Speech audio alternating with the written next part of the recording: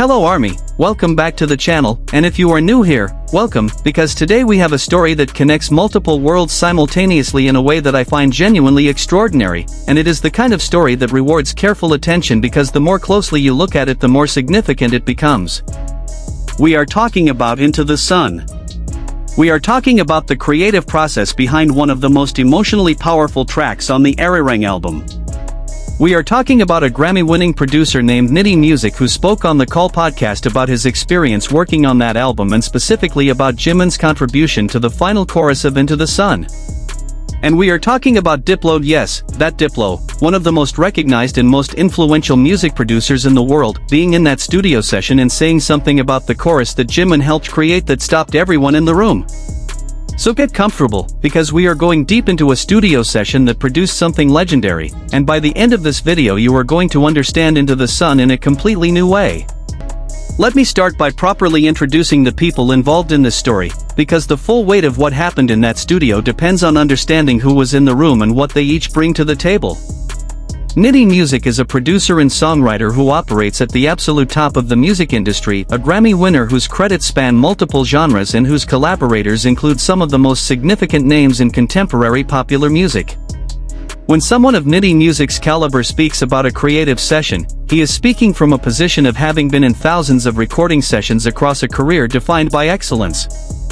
His assessment of what happened in the Into the Sun session is not casual praise.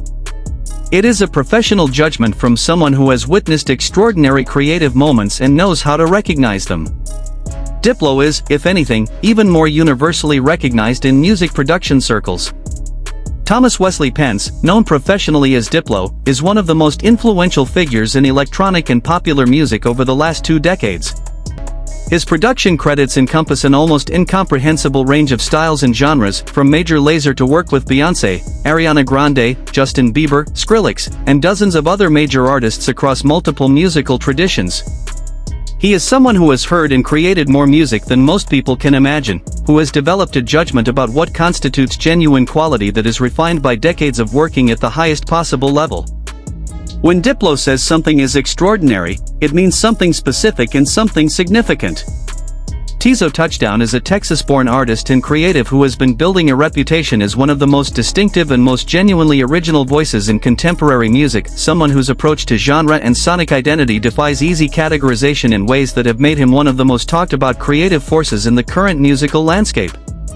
His presence in the Into the Sun session speaks to the kind of creative environment that was assembled for the Ararang album, not a collection of safe choices and proven formulas, but a gathering of genuinely distinctive creative voices who could push each other towards something that none of them would have arrived at alone.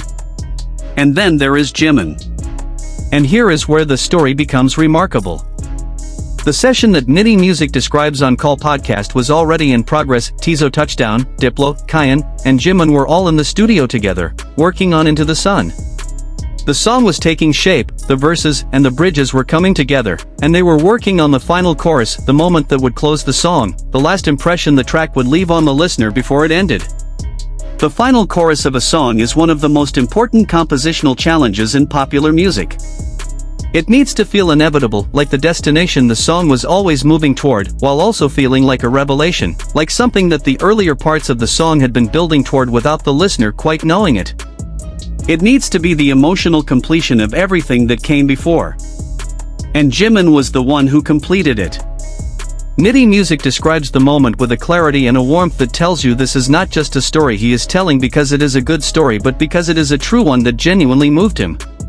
Jimin helped perfect that final chorus, specifically contributing to the line that became the emotional pinnacle of the song, the line that ARMY has been quoting and crying over ever since the album dropped. "I will follow you to the sun." That is the line. That is what Jimin brought to the room.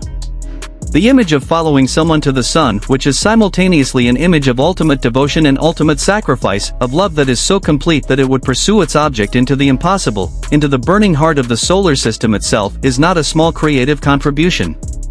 It is the conceptual and emotional core of the entire song. Think about what that line does in the context of Into the Sun as a complete piece of music.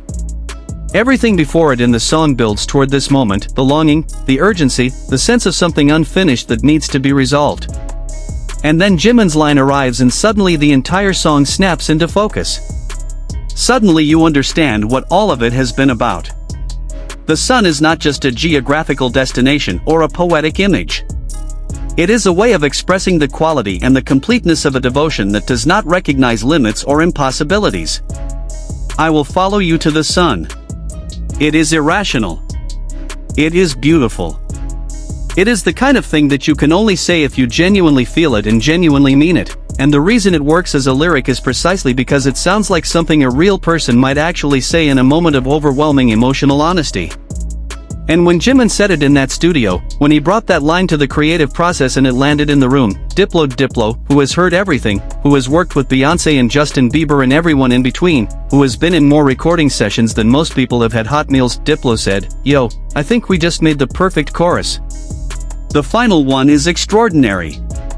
He recognized it in the moment. He knew immediately that something had happened in that room that was beyond what they had been doing before, that the line Jimin brought had transformed the song into something that it could not have been without it. Nitty Music describes the feeling in the room at that moment as one of those rare studio experiences where everyone present simultaneously understands that they have made something genuinely special. He describes it as going from the studio to the stage exactly as they imagined it, which is to say that the version of Into the Sun that exists in live performance, that the audiences at Arirang World Tour concerts have been experiencing, is the direct realization of what that studio session produced. The creative vision that was born in the moment when Jimin brought that line to the table is the same vision that has been playing out on stages across North America and around the world as the tour has progressed.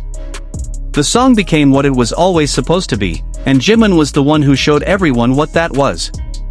Let's take a moment to sit with the full significance of this story, because I think it deserves more than just being appreciated as an interesting behind-the-scenes anecdote. What Nitty Music revealed on Call Podcast is essentially a direct account of Jimin functioning as a genuine creative contributor in a high-level collaborative session with some of the most respected music producers working today. He was not in that studio as a performer waiting to be directed. He was not there to execute someone else's vision for what his voice should do. He was there as a creative equal, someone whose ideas about where the song should go were heard and valued and ultimately recognized as the key contribution that made the whole thing work. This is the story behind the dork credits recognition we discussed in a recent video. This is the substance of what it means for Jimin to have songwriting credits on the music he makes. It is not a formal acknowledgement that he was present when the song was made. It is recognition that his specific creative contributions, his specific ideas about language and image and emotional resonance, shaped the song into what it became. The line that Diplo called part of the perfect chorus, the line that closes Into the Sun with the kind of emotional completeness that has made it one of the most beloved tracks on the Arirang album, came from Jimin. That is what a songwriting credit means. That is what creative contribution means when it is real rather than honorary.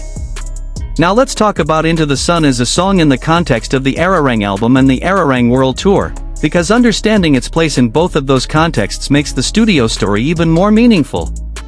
Into the Sun is one of the tracks that has generated the most consistent emotional response from audiences at tour concerts. It is the kind of song that creates a specific and very powerful atmosphere in a live setting, where the accumulated energy of the performance reaches its peak and the final chorus delivers exactly the release that everything has been building toward.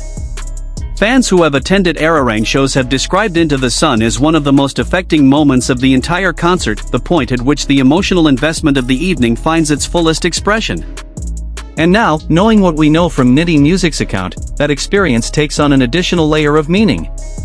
The line that moves people so deeply in the live setting, "I will follow you to the sun," is Jimin's line. The emotional peak that audiences are experiencing when that chorus arrives is the direct result of something that Jimin brought to a studio session, that he offered in a room with Diplo and Tizo Touchdown and Nitty Music and Kyan, that was recognized in the moment as something extraordinary. The connection between what happened in that creative session and what happens in arenas full of thousands of people singing along is direct and real.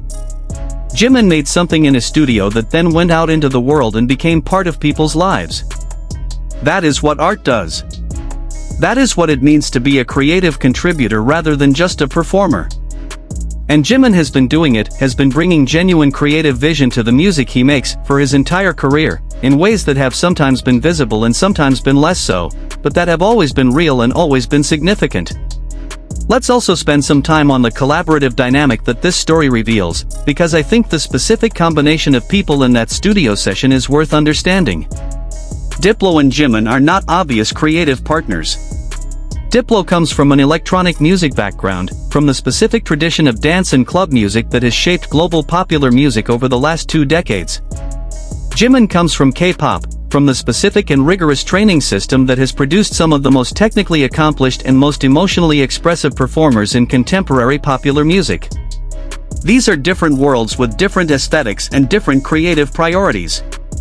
And yet they were in the same room, working on the same song, and when Jimin brought his contribution to the table, Diplo recognized it immediately as exactly what the song needed. That cross-cultural creative recognition is not something that can be manufactured or arranged. It happens when genuine artistic vision meets genuine artistic vision in a space that allows for real creative exchange. The fact that it happened in the Into the Sun session, that Jimin and Diplo and Tizo Touchdown and Nitty Music and Kyan could come together and produce something that all of them recognized as special, tells you something about the specific quality of creative intelligence that Jimin brings to collaborative situations. He is not just bringing his voice to these sessions. He is bringing his mind. His sense of what a song needs, his ability to hear where a musical idea wants to go and to find the language that completes it, his specific quality of emotional perception that allows him to identify the heart of what a song is trying to say and then say it more precisely and more powerfully than it has been said before. These are the qualities of a genuine songwriter and creative collaborator, and they are qualities that have been recognized by Grammy winners and global superstars in the same moment that they were exercised. Nitty Music's observation that the whole experience felt like a closing song, this is a remarkable statement, and it connects directly to how Into the Sun has functioned in the live context of the Ararang World Tour. The producers sensed in the studio, before any performance had ever taken place, that what they were making had the specific emotional weight and the specific quality of resolution that makes a concert-closing song feel inevitable. And he was right. The arc of the song, the way it builds and releases, the specific emotional destination that Jimin's line identifies, all of this is perfectly calibrated for the function of bringing a concert experience to its fullest and most complete conclusion. Diplo's statement about the perfect chorus is worth returning to as we close this conversation, because it is so precisely and so elegantly descriptive of what a final chorus needs to be and what the one Jimin helped create actually is. A perfect chorus in the context of a song like Into the Sun is not just a musically satisfying sequence of notes and words. It is a moment of emotional completion that the entire song has been moving toward, that feels inevitable in retrospect even though it could not have been predicted in advance. It is the moment when the song stops reaching and arrives. When the longing resolves into the statement. When I would follow you to the sun stops being hypothetical and becomes the most direct and most honest thing that can be said. Jimin made that. In a studio in the middle of a creative session with some of the most talented music producers working today, Jimin brought the line that turned a good song into an extraordinary one. And now that song is playing in arenas across the world, and the line is being sung by thousands of people who feel the truth of it in their own lives, who recognize in the image of following someone to the sun something that matches their own experience of what it means to love something or someone completely and without condition. The secret behind Into the Sun is out. And it turns out the secret was Jimin.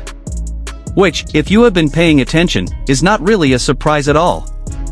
Thank you so much for watching today's video. If you enjoyed it, please give it a thumbs up, it genuinely helps the channel reach more people who love this kind of deep dive into the creative process behind the music we love. Drop a comment below telling me how Into the Sun hits you. Did you already know it was something special, and does knowing about Jimin's contribution to that final chorus change how you experience the song?